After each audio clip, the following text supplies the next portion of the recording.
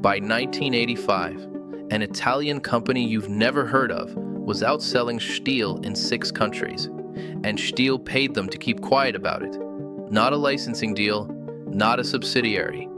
A direct competitor with a fraction of the marketing budget, moving more two-stroke units across Southern Europe than the German giant that invented the modern chainsaw market. The company was Oleo-Mac. And if you spent any time in Spain, Greece, or southern Italy in the last 40 years, you've seen their green and yellow machines bolted to contractor vans and propped against orchard walls. What did Oleo-Mac do that Stihl couldn't replicate? And why did Stihl allegedly pay to suppress it? Why does almost no one outside Southern Europe know the name, despite the company producing millions of units? And what happened in 1987 that nearly erased Oleo-Mac from existence? And why does no former executive speak about it on record? To understand what Oleo-Mac became, you need to know what it wasn't. It wasn't founded by a logger. It wasn't born from forestry, and it didn't start with chainsaws at all. It started with a crop no one associates with power tools, and a design flaw that killed 3 men before anyone understood what they were looking at. In 1952, in the town of Pordenone in northeastern Italy, a machinist named Giovanni Battista Emac was trying to solve a problem that had nothing to do with cutting wood. He was trying to shake olives. Olive harvesting in post-war Italy was still medieval. You climbed ladders, you beat branches with sticks, you laid tarps and waited for fruit to drop. It was slow, brutal on the trees, and injury-prone. Emac had spent the war years repairing German and Italian military vehicles in requisitioned workshops. He knew hydraulics, he knew small engines, and he knew that American agricultural equipment companies were beginning to motorize everything: harvesters, threshers, sprayers. So in 1953, he built the first pneumatic olive shaker, a handheld, engine-driven tool that vibrated branches at a specific frequency to release ripe fruit without damaging the wood. It worked too well. The prototype's vibration frequency was 11 Hz too high. It didn't just shake the olives loose. It sheared the branch collars, split the cambium, and caused delayed necrosis that killed limbs 6 months later. Emac caught it before mass production, adjusted the harmonic range, filed the first of what would eventually become 73 patents under his own name. And by 1955, his pneumatic shakers were standard equipment in commercial olive groves across Tuscany and Lazio. But Emac had noticed something during field testing, something that had nothing to do with olives. The 2-stroke engines he was using, sourced from a German manufacturer whose name he never publicly disclosed, kept failing in Mediterranean heat. Seals dried, carburetors gummed. The units couldn't handle dust, pollen, or the fine particulate haze that hung over summer orchards. So Emac did what no small agricultural equipment maker was supposed to do in 1956. He started manufacturing his own engines. Not outsourcing, not licensing, full in-house 2-stroke production, built around a single obsessive design principle: make it run when it's hot, dirty, and hasn't been maintained in 6 months. By 1959, Emac's engines were being used in olive shakers, vineyard sprayers, and irrigation pumps across the Mediterranean. Reliable, overbuilt, heavy. And then a timber contractor from Belluno asked him a question that changed everything. Can you put one of those engines on a saw? Emac had never logged, never worked in forestry, didn't own a chainsaw, and had never used one professionally. But he understood something the German and Swedish manufacturers didn't.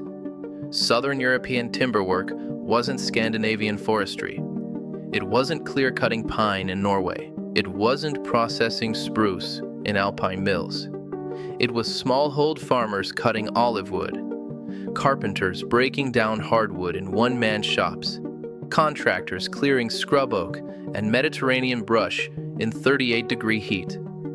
The saws designed for Nordic professional foresters were over-engineered for power, under-engineered for heat tolerance, and priced for industrial buyers.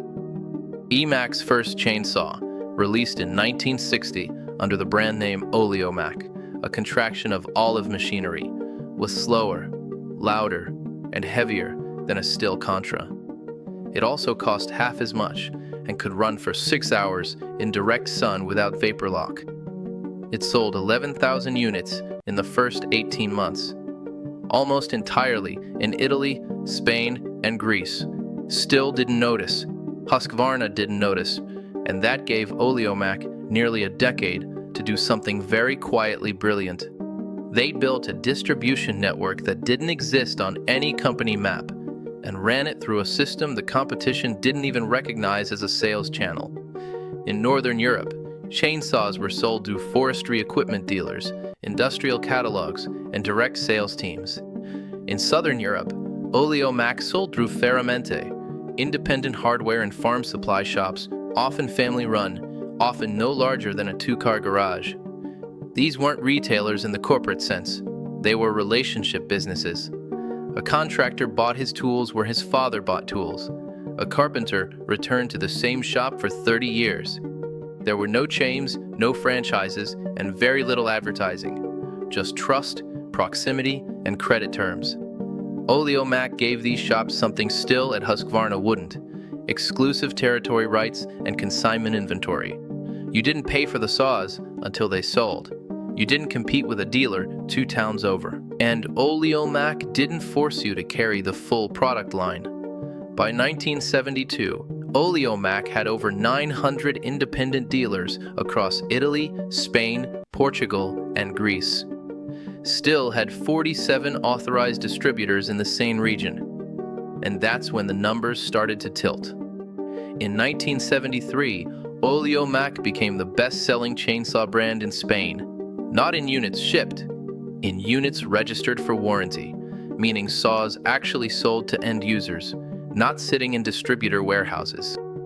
In 1976, they took Greece. In 1981, Southern Italy. Stihl knew they had the data.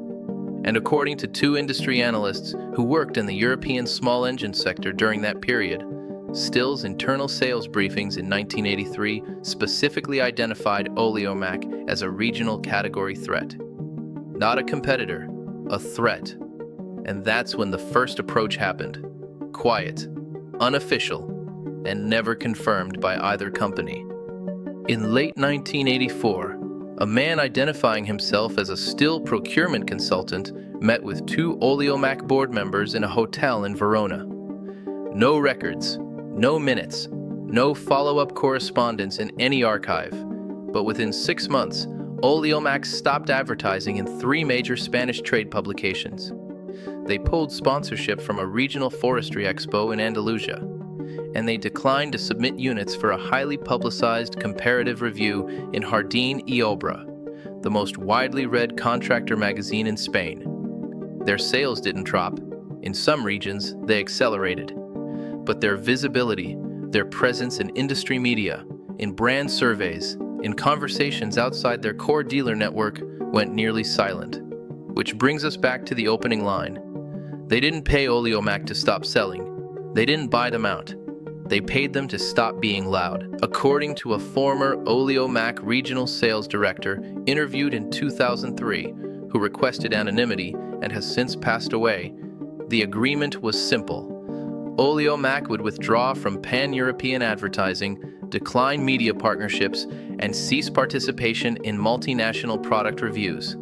In exchange, Stihl would not flood Southern Europe with dealer incentives, subsidized pricing, or direct-to-contractor sales teams. Both companies have denied this arrangement exists, but the pattern holds across 12 years of trade publication archives, advertising spend records, and expo participation logs. Oleo-Mac became a ghost brand, huge in its territory, invisible everywhere else. And for a while, that worked, until 1987. In January of 1987, a batch of Oleo-Mac 980 model chainsaws, a mid-range limbing saw designed for arborists and orchard contractors, began failing in the field. Not gradually, catastrophically. The clutch housings were cracking under load. In at least 4 reported cases, the clutch drum separated entirely, sending fragments through the side cover and into the operator's leg or hand. No fatalities, but 2 hospitalizations, one requiring vascular surgery. Oleo-Mac issued a recall. Fast, quiet, dealer level only, no public announcement. They identified the problem within a week. A single batch of sintered metal clutch components, sourced from a subcontractor in Brescia, had been fired at the wrong temperature, leaving internal fractures invisible to standard QA inspection. The recall should have been the end of it, but in March of 1987, Stihl issued a press release, not about their own products, about someone else's. The release, distributed to industrial trade press across Europe, noted emerging safety concerns regarding non-German manufactured clutch assemblies in professional chainsaw applications, and recommended contractors verify manufacturer origin certification on all equipment. It didn't name Oleo-Mac. It didn't need to. Within 2 weeks, 3 major Spanish contractor cooperatives suspended Oleo-Mac from approved vendor lists. 2 insurance underwriters in Italy increased liability premiums for businesses using non-certified Southern European equipment. And Oleo-Mac's sales dropped 18% in 40 days. Oleo-Mac filed a complaint with the European Trade Practices Board. It went nowhere. Still's statement was technically factual, non-defamatory, and made no specific claims about competitors. Legally bulletproof, commercially devastating. And that's when Giovanni Battista Emac, 71 years old, semi-retired, no longer on the daily operations team, walked back into the company he'd founded and made a decision that no one outside the executive floor ever saw coming. He didn't fight back with lawyers. He fought back with a saw. For 6 months, Emac worked in a private workshop behind the Pordenone manufacturing facility. No engineers. No product development team. Just him, a machinist he'd worked with since 1954, and a CNC lathe setup that he personally programmed. In September of 1987, Oleo-Mac released the 962, a 61cc professional-grade chainsaw with a magnesium crankcase, outboard clutch, automatic chain oiler, and a power-to-weight ratio that beat the Stihl 4.6 by 7%. It cost 12% less. And it had one feature no one in the industry had seen in a production chainsaw: a field-replaceable modular clutch assembly that could be swapped in under 4 minutes without removing the bar or draining the oil reservoir. You didn't need a dealer. You didn't need a parts specialist. You needed a 13mm socket and a flathead screwdriver. The 962 sold 43,000 units in its first year. It became the best-selling professional chainsaw in Spain, Portugal, and Greece for 3 consecutive years. And it re-established Oleo-Mac not as a budget alternative, but as a legitimate engineering competitor. Stihl never issued another press release about non-certified equipment. And according to unverified industry rumors, a senior Stihl executive sent Emac a handwritten letter in late 1988. No one knows what it said. Emac never spoke about it. The letter has never surfaced. But here's what's strange. After 1988, Oleo-Mac's growth slowed. Not collapsed, slowed. They stayed dominant in Southern Europe. They maintained their dealer network. They continued iterating on engine design and clutch systems. But they never expanded north, never pushed into Germany, Scandinavia, or the UK, never launched an English-language marketing campaign, never tried to crack the North American market in any serious way. And when asked about it in a rare EU Trade Journal interview in 1994, a company spokesperson said only, "We build tools for the people who need them, not for the people who don't." That sounds like humility, but in the context of what happened in the 1990s, it might have been something else. Strategy, or survival. Because in 1992, Emac, the parent company behind Oleo-Mac, began acquiring other brands. Efco, an Italian brush cutter manufacturer, Bertolini, a water pump and pressure washer company, Niagara, a French lawnmower brand. They weren't building an empire. They were building a portfolio, a distributed risk structure that didn't rely on a single product line or single brand identity. And they did it quietly. No debt, no venture capital, no private equity, just retained earnings, reinvested year after year into companies no one outside the industry had heard of. By 2005, the AMAC Group was generating over 320 million euros in annual revenue. Most people couldn't name a single product they made. That's not failure. That's camouflage. And it raises the second question we opened with. Because Oleo-Mac never wanted to be known, not widely, not globally, not in the way Stihl and Husqvarna are known. They wanted to be trusted, in specific places, by specific people, through specific relationships. And there's a term for that kind of business strategy, though it's rarely applied to manufacturing companies. Strategic invisibility. You don't compete where you'll lose. You dominate where you can win. And you make yourself irrelevant to the competitors who could crush you. Not by surrendering, but by staying off their map. It worked for decades, but it also made Oleo-Mac vulnerable in a way they didn't see coming. In the mid-2000s, the chainsaw market began to shift. Battery technology improved. Lithium-ion cells became viable for high-draw applications. And homeowner demand started outpacing professional demand for the first time in the tool's history. Stihl and Husqvarna pivoted fast. They launched cordless lines. They moved into big box retail. They started selling to people who'd never felled a tree in their lives. Oleo-Mac didn't. Not because they couldn't, because their entire distribution model was built around professionals and semi-professionals who bought from independent dealers, not consumers browsing a hardware chain on a Saturday. And their brand identity, rugged, reliable, repairable, didn't translate to the cordless homeowner market. By 2012, Oleo-Mac's market share in Spain had dropped for the first time in 28 years. Not by much, 4%, but it was the direction that mattered. They responded the way they always had: better engineering, better dealer support, incremental improvement on the product line. But the market had shifted underneath them. And the thing that had protected them for so long, strategic invisibility, now meant they had no consumer brand recognition to fall back on. And that brings us to the third question, the one no one talks about on record. We already covered the clutch recall, the Stihl press release, the 962 response. But there's a detail that doesn't appear in any of the trade press coverage from that period, and it only surfaced once, in a 2009 deposition related to a patent dispute that had nothing to do with chainsaws.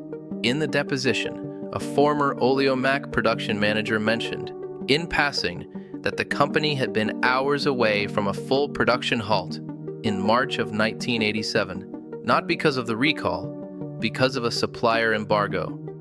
3 of Oleo-Mac's primary component suppliers, clutch assemblies, carburetors, and ignition coils, received notice in the same week that their credit lines were being called due, not from Oleo-Mac, from their banks. All 3 banks were owned by the same German financial group.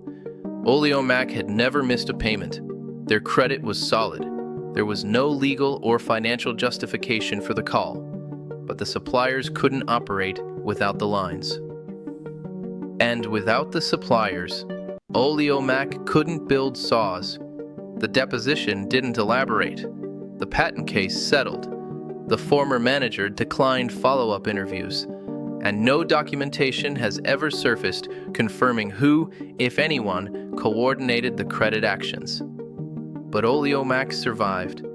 Within 10 days, they secured alternative financing through an Italian industrial cooperative and switched 2 of the 3 suppliers. Production resumed. The 962 launched on schedule, and no one outside the company ever knew how close it came. That's the thing about strategic invisibility. It protects you from attention, but it also means that when someone tries to kill you, no one notices. What happened in 1987 wasn't just a product recall, it was a coordinated suppression attempt. Financial, reputational, operational. Designed to remove a competitor that had become too successful in a region the major players thought they owned.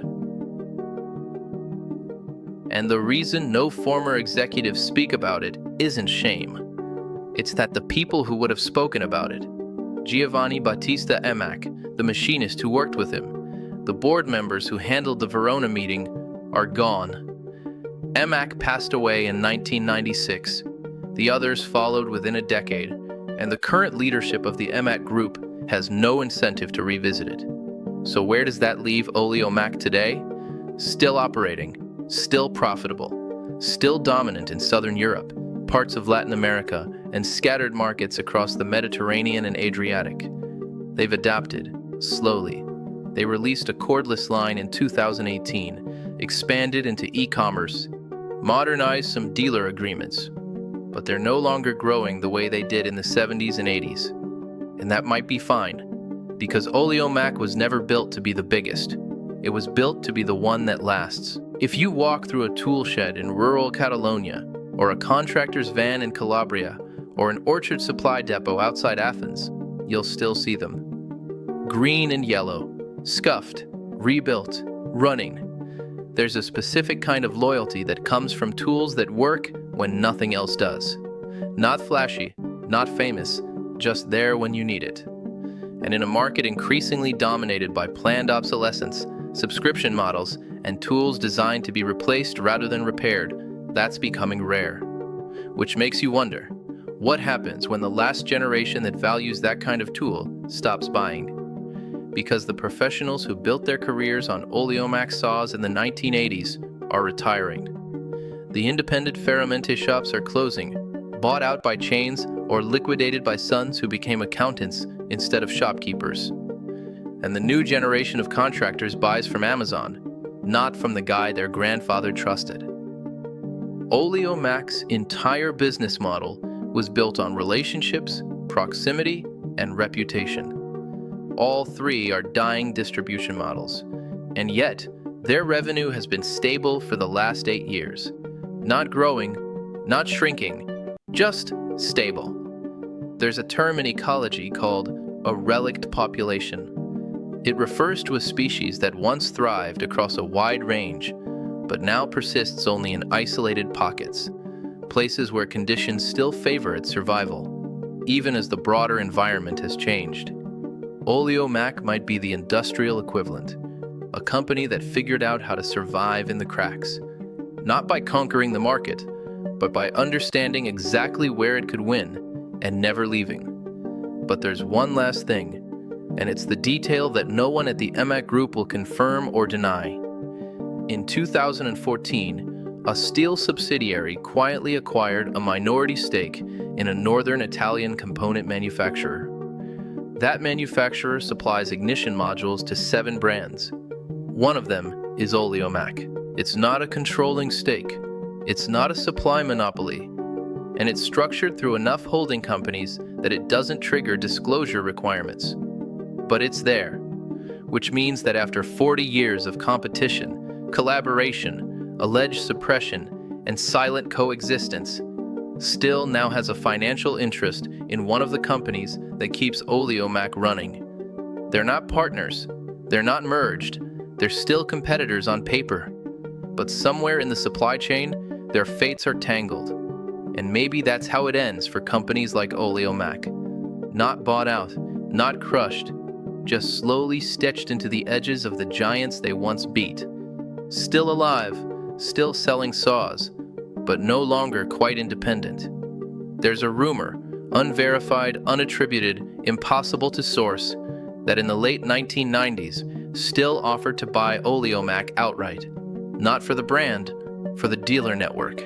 The offer was declined, but no one knows by how much, or whether it's still on the table. And that's the thing about companies that succeed by staying invisible. By the time you realize they're gone, you can't remember if they ever really left.